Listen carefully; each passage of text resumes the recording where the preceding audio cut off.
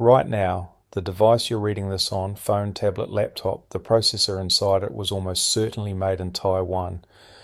More precisely, 9 out of every 10 advanced chips on planet Earth are manufactured on a single island by a single company. And this week, a leaked Pentagon memo revealed what defense planners have been quietly gaming out for 3 years. When China invades Taiwan in 2027, and Pentagon strategists don't say if, they say when, Apple's iPhone production stops completely. Tesla can't build cars. Nvidia's AI chips, whatever's left in warehouses is all you get. And the US military's F-35 fighter jets? Grounded, waiting for replacement parts that will never come. What I'm about to show you isn't a trade dispute. It's not a diplomatic spat over territorial waters. This is the Silicon Cold War, and right now, according to data most analysts are ignoring, America is losing, badly. I've spent a decade analysing technology supply chains and geopolitical risk, from rare earth dependencies to semiconductor choke points. What's happening in Taiwan right now is the single greatest strategic vulnerability in American history. Worse than oil dependence in the 1970s. Worse than the nuclear arms race. Because this time the trigger isn't in Washington or Moscow, it's in Beijing, and the clock's already ticking. Let me walk you through the 3 mechanisms that make this crisis inevitable, the timeline Pentagon planners are actually working with, and why Trump's $280 billion CHIPS Act investment, the one being celebrated as a manufacturing renaissance, is arriving far too little, far too late. Here's the reality that no American president wants to admit publicly.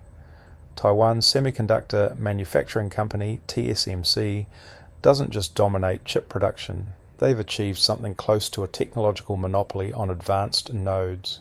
When we talk about advanced chips, we're talking about processors built at 7 nanometers or smaller.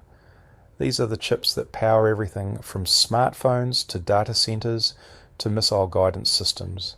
And TSMC produces 92% of them globally.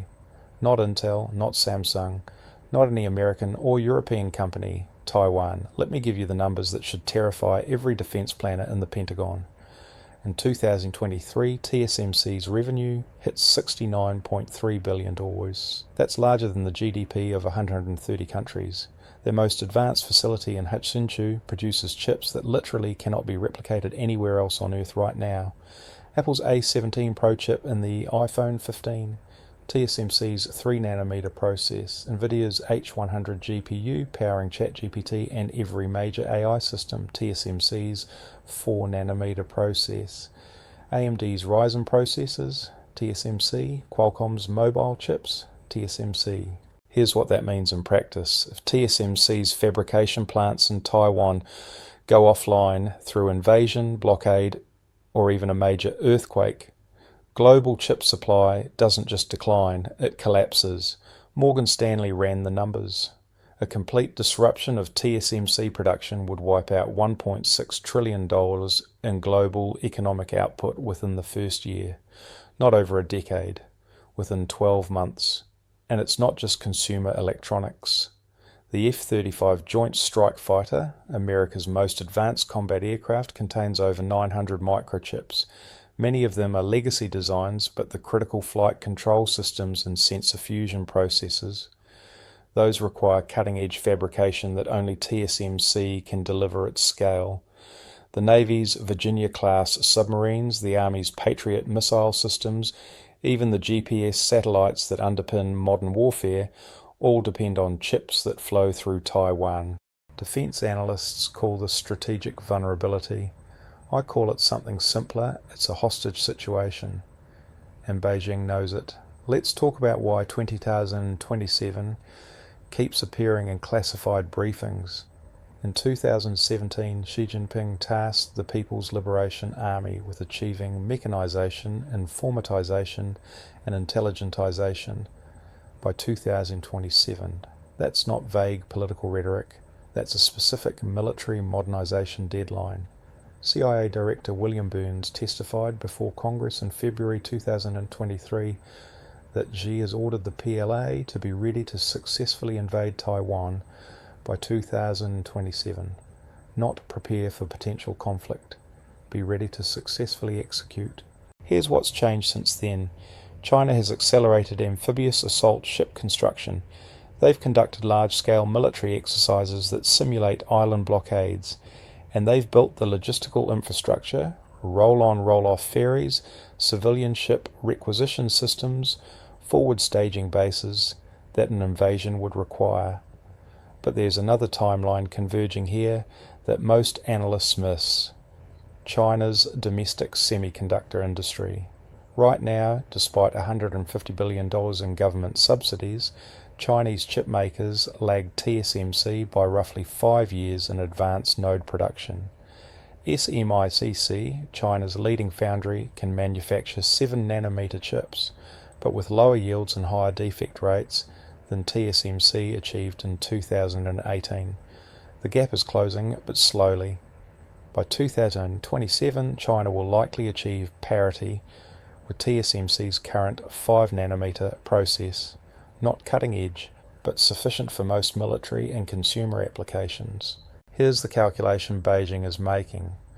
Right now, invading Taiwan means losing access to the world's most advanced chips.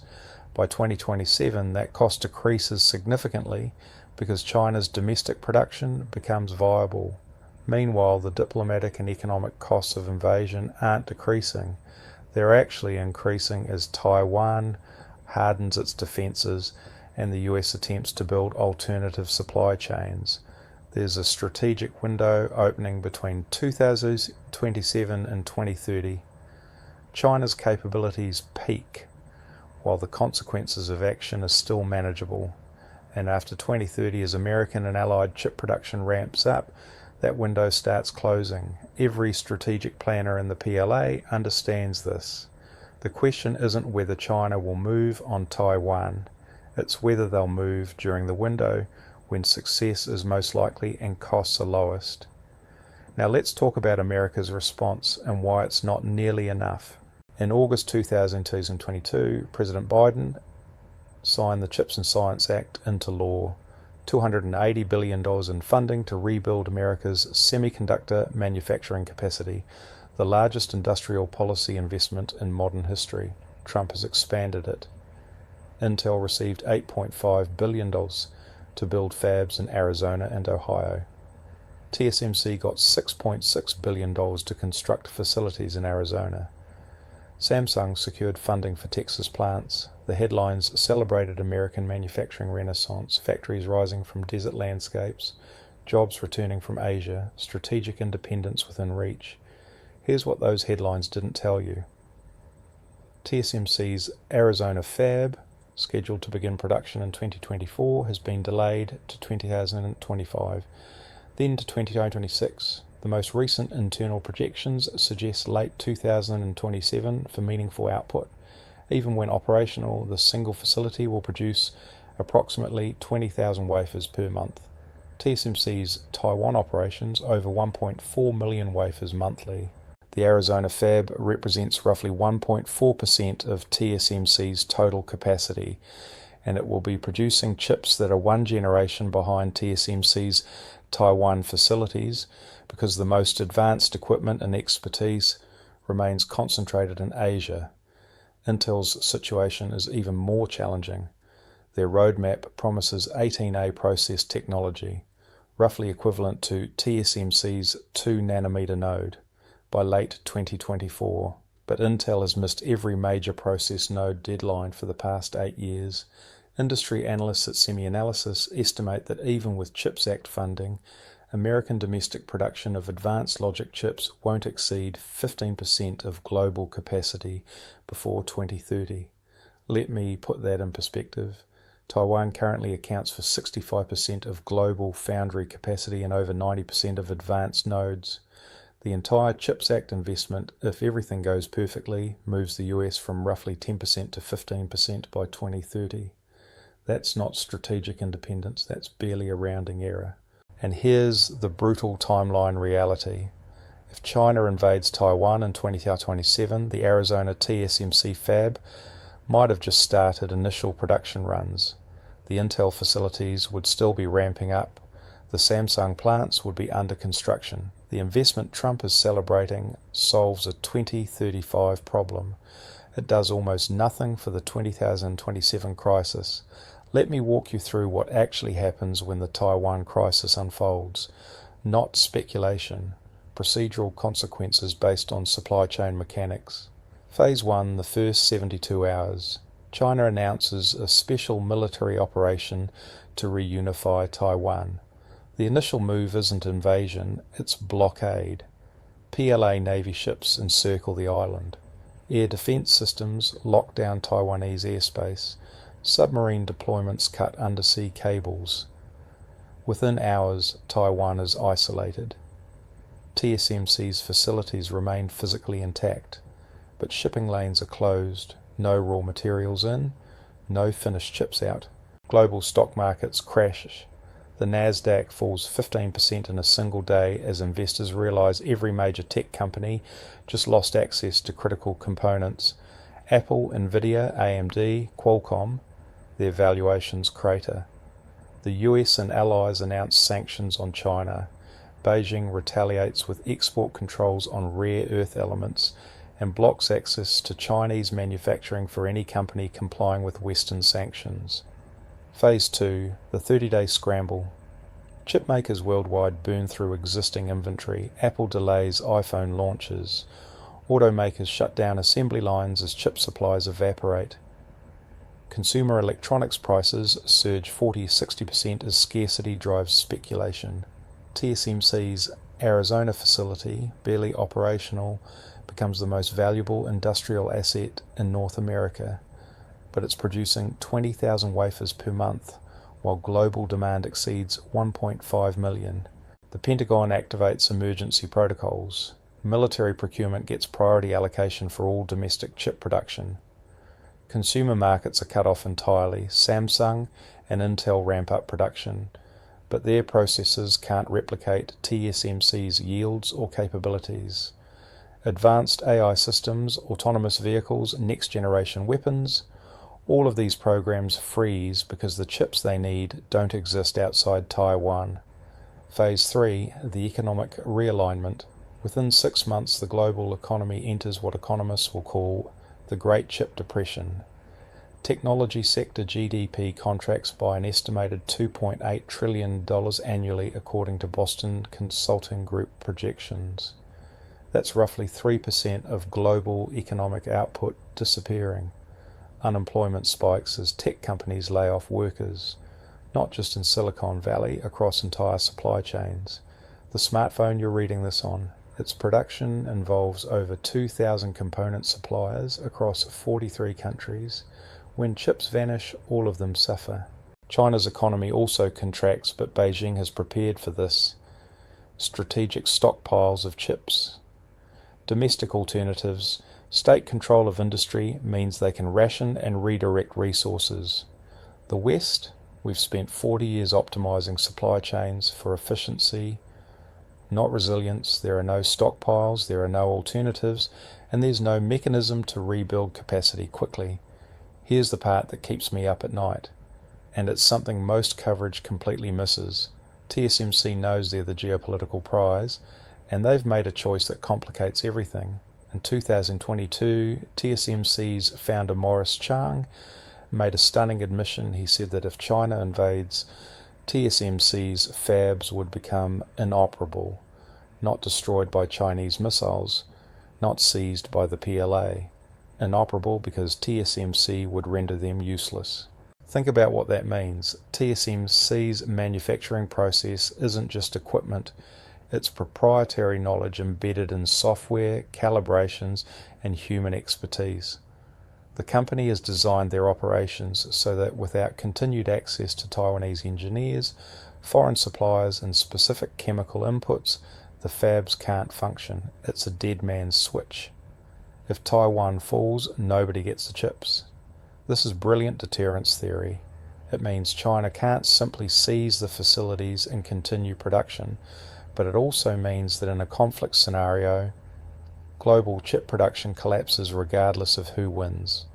The US doesn't get access, China doesn't get access, nobody gets access, and here's the terrifying question nobody's asking publicly: what if TSMC has already implemented this protocol? What if right now there are systems in place that would automatically shut down fabrication plants if specific trigger conditions are met? A Chinese landing, a prolonged blockade, loss of communication with Taipei.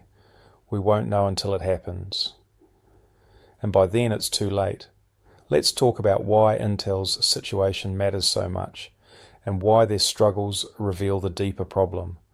Intel was supposed to be America's strategic hedge. While TSMC dominated contract manufacturing, Intel at least maintained internal production for their own designs. American chips, made in America, for American systems. But over the past decade, Intel has stumbled catastrophically. They missed the transition to extreme ultraviolet lithography. Their 10 nanometer process took nearly 5 years longer than planned. Their 7 nanometer node, rebranded as Intel 4, still hasn't achieved competitive yields. Meanwhile, Apple abandoned Intel processors entirely, switching to TSMC manufactured ARM-based chips. Microsoft and Amazon are designing their own chips, also manufactured by TSMC. Even Intel's own cutting-edge products are now being manufactured by TSMC. Their ARC graphics cards, TSMC. Their latest data center accelerators, TSMC. The company that was supposed to represent American semiconductor independence is now dependent on the same Taiwanese foundry as everyone else. The CHIPS Act gives Intel $8.5 billion to build new fabs, but building a state-of-the-art semiconductor fabrication facility takes 4 to 6 years from groundbreaking to production, and that's assuming everything goes right. Intel hasn't successfully brought a leading-edge process to market on schedule in over a decade. What makes anyone think this time will be different? Pat Gelsinger, Intel's CEO, talks about 5 nodes in 4 years, an impossibly aggressive roadmap to catch up with TSMC. Industry veterans call it fantasy. Even if Intel hits every milestone perfectly, they'll still be 2 years behind TSMC's capabilities. And those 2 years matter enormously when you're competing for defense contracts, AI computing, and advanced applications where performance gaps mean market irrelevance. Now let's talk about what this means for national security, because the implications are staggering. The F-35 program is the most expensive weapons system in history, over $1.7 trillion across its life cycle. Each aircraft contains more than 900 microchips. Lockheed Martin doesn't manufacture those chips. They source them from suppliers who source them from foundries. Many of those foundries are TSMC. Here's what a Taiwan crisis means for the F-35 program. Production stops, not slows down, stops completely. The Navy's Columbia-class ballistic missile submarines, America's nuclear deterrent for the next 50 years, depend on radiation-hardened chips for their control systems. Those chips require specialized fabrication processes that exist in Taiwan. The Army's integrated air and missile defense system, the Air Force's next-generation air dominance fighter, the entire military satellite constellation, all of them have supply chain dependencies that flow through Taiwan. In 2021, the Department of Defense commissioned a study on semiconductor vulnerabilities. The classified version has never been released publicly, but the unclassified summary is chilling. It found that over 280 critical weapon systems have components sourced from single points of failure. Many of those single points are in Taiwan. Think about that. The world's most powerful military can't sustain operations without chips from an island 110 miles from mainland China. The study recommended immediate diversification of supply chains and domestic production capabilities. That was in 2021. It's now 2026. Meaningful progress, minimal. Gregory Allen at the Center for Strategic and International Studies put it bluntly. The United States has never been more dependent on a foreign nation for its military capabilities than it is right now on Taiwan for semiconductors. That dependency creates catastrophic strategic risks. If China blockades Taiwan, the US faces an impossible choice: fight to break the blockade, risking direct military conflict with a nuclear power over semiconductor supply chains, or accept the blockade, watch American military readiness degrade over months as chip supplies evaporate, and effectively surrender technological superiority. Zoom out for a moment, because what we're really witnessing is the weaponization of supply chain geography. For 40 years, the global economy operated on a simple principle: comparative advantage. Countries specialize in what they do best. Trade connects everyone. Mutual dependence creates mutual prosperity and reduces conflict. That era is over. China recognized before anyone else that concentration of critical industries creates leverage. They didn't just dominate rare earth processing, they systematically monopolized each stage of the supply chain, from mining to refining to manufacturing. Taiwan didn't plan to become the semiconductor choke point. It happened through a combination of government investment, private innovation, and geographic clustering effects. But now that the monopoly exists, it's a geopolitical weapon. Here's the terrifying part. This pattern extends far beyond chips. Pharmaceutical precursors. China and India produce over 80% of active ingredients for generic drugs. An export ban would cripple Western healthcare within months. Battery materials. Chinese companies control 80% of global lithium refining and 60% of cobalt processing. Electric vehicle transition, completely dependent on Chinese supply chains. Solar panels. China manufactures 80% of global photovoltaic capacity. Green energy transformation requires their cooperation. We've built a global economy where authoritarian powers control the choke points for critical technologies, and we're only just beginning to understand what that means. The CHIPS Act, the Inflation Reduction Act, the Infrastructure Investment and Jobs Act, these are multi-$100 billion attempts to rebuild strategic independence. But we're talking about $500 billion in investments, trying to reverse 40 years of deindustrialization. The timeline doesn't work. The scale doesn't work. By the time American fabs are producing meaningful volumes, the crisis will have already happened. So where does this leave us? Let me map out what the next 18 months actually look like. Now through summer 2026, China continues military exercises around Taiwan. Frequency increases, scope expands. The rehearsals become indistinguishable from actual invasion preparations. Western intelligence tracks PLA logistics build-up, amphibious assault vehicles, forward-deployed missile systems, mobilization of civilian ships for potential requisition. Diplomatic efforts intensify. The US tries to reinforce Taiwan without triggering conflict. Japan and South Korea quietly prepare for regional destabilization. Fall 2026 through winter 2027, critical window.